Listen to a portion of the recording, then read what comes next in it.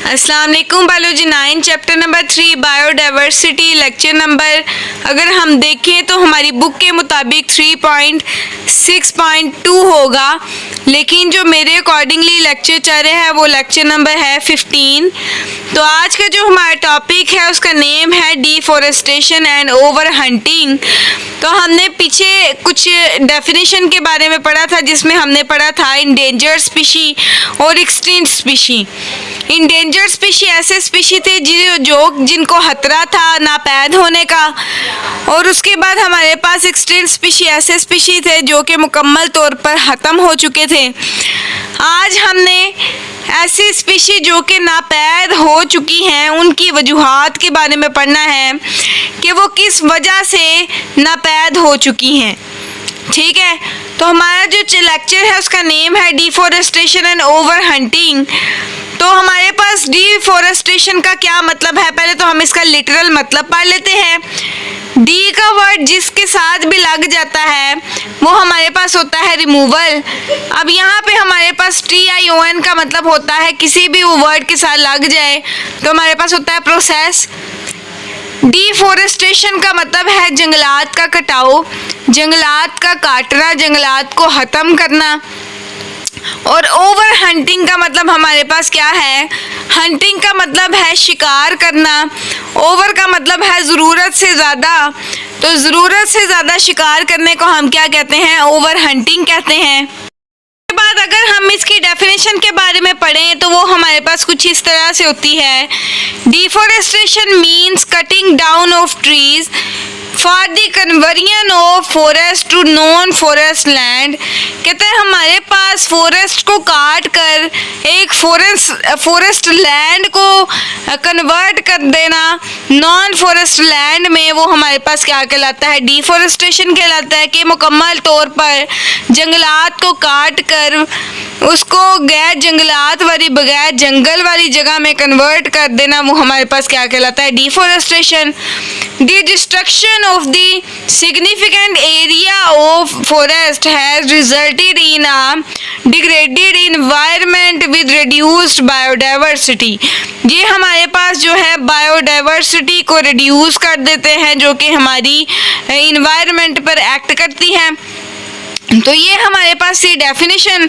अब हम नेक्स्ट इसके पढ़ लेते हैं काजीज और वजूहात इसकी, और उसके बाद हम इसकी इफ़ेक्ट्स पढ़ लेते हैं कि हमारे पास जो जंगलात का कटाव है वो क्यों किया जाता है और इसके कौन से और कैसे असरात होते हैं इंसानी सरगर्मियों पर। तो हमने पढ़ा था कि हमारे पास डिफॉरेस्टेशन का अमल जो है वो इंसानी सरगर्मियों की वजह से होता है। ये ज़्यादातर स्लो होता है, लेकिन ये अगर देखा जाए तो बहुत फास्टली एक्ट भी करता है। तो ये हम सारा पढ़ लेते हैं कि हम क्यों करते हैं डिफॉरेस्टेशन और इसके इफ़ेक्ट हमारी बायोडाइवर्सिटी के ऊपर क्या पड़ते हैं। हम पढ़ लेते हैं इसकी काजीज की हमारी ऐसी कौन सी वजूहात हैं जिसकी वजह से हम डिफॉरेस्टेशन करते हैं, जंगलात का कटाव करते हैं। तो मैंने आपको पहले भी बताया था कि हमारे पास जंगलात का कटाव या तो बहुत स्लो होता है या फास्टली एक्ट की जाती है ये डिफॉरेस्टेशन पर। कि हमने कोई बिल्डिंग बनानी है तो बिल्डिंग बनाने के लिए हम जंगल को जल्दी से जल्दी काटेंगे ताकि हम अपना काम सरअंजाम दे सकें।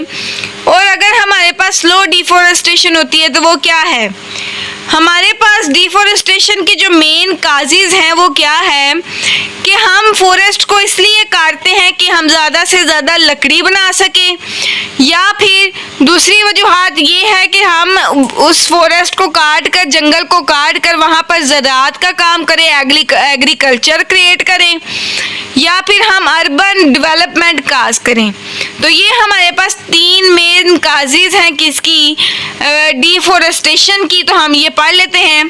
Sometime there is slow forestation degradation and sometime sudden and catastrophic होता है हमारे पास बहुत तेज़ी से clear cutting for urban development.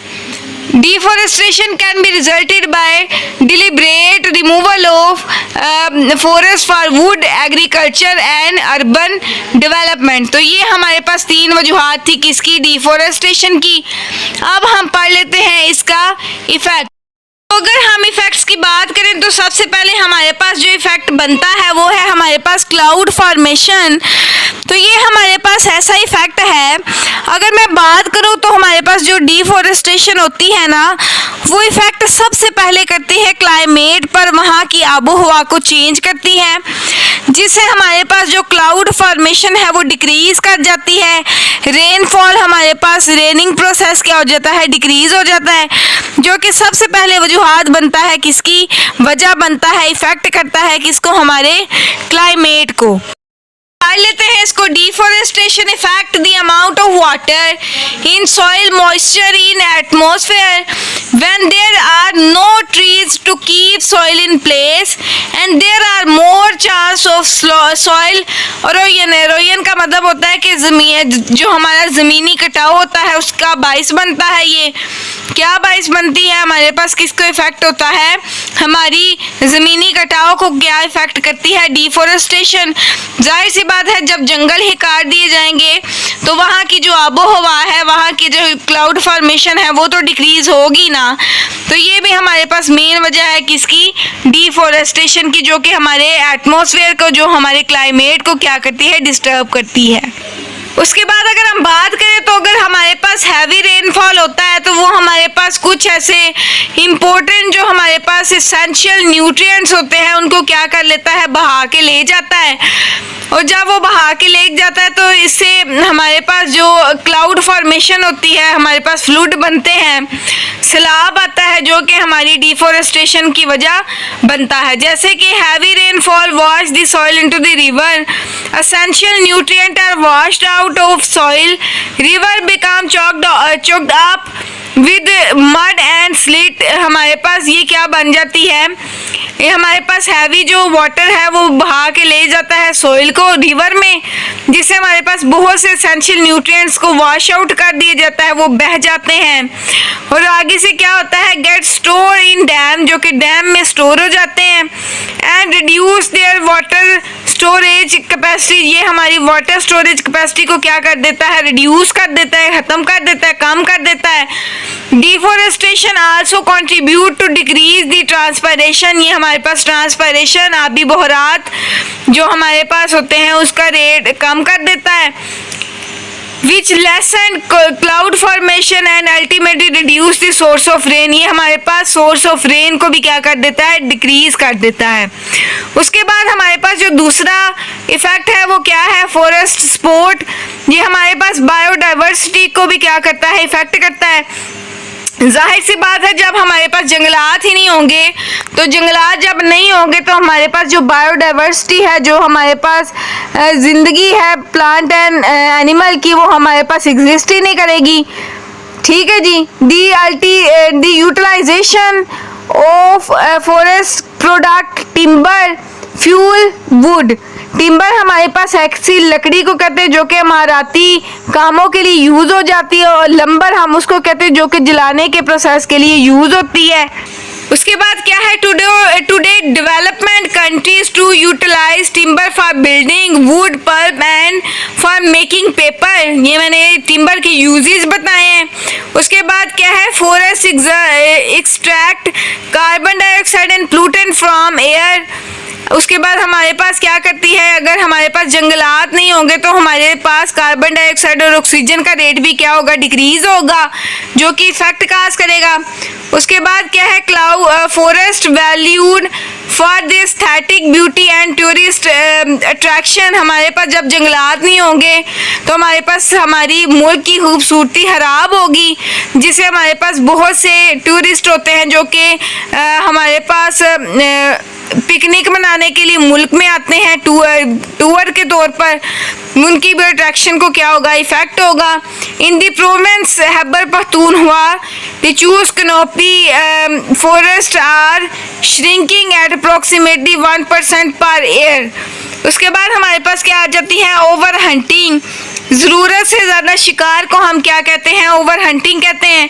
जैसे कि बादशाह है, वो शिकार करने के लिए जाता है तो खाना सिर्फ उसने एक होता है, लेकिन करेगा वो 2 को शिकार।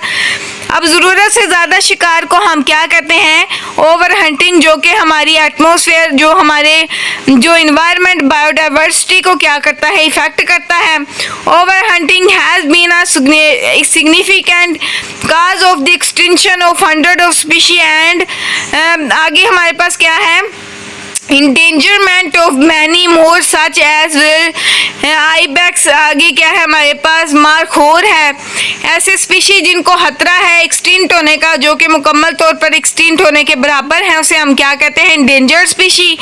और ऐसे स्पीशी जो कि मुकम्मल तौर पर नापैद हो चुके हैं, उनको हम क्या कहते हैं, एक्सटिंक्ट स्पीशी। आगे क्या है, commercial hunting both legal and illegal इस प्रिंसिपल ट्रीट। तो ये था हमारा टॉपिक जिसका नेम था डिफॉरेस्टेशन एंड ओवर हंटिंग, जिसमें हमने एक्सटिंक्शन की नापैद स्पीशी की वजूहात पढ़ी थी कि वो क्यों नापैद होते हैं, ज़रूरत से ज़्यादा शिकार की वजह से वो नापैद होते हैं, और जंगलात के कटाव की वजह से उनका बैलेंस जो है वो ख़राब हो जाता है और वो मुकम्मल तौर पर नापैद होना स्टार्ट हो जाते हैं।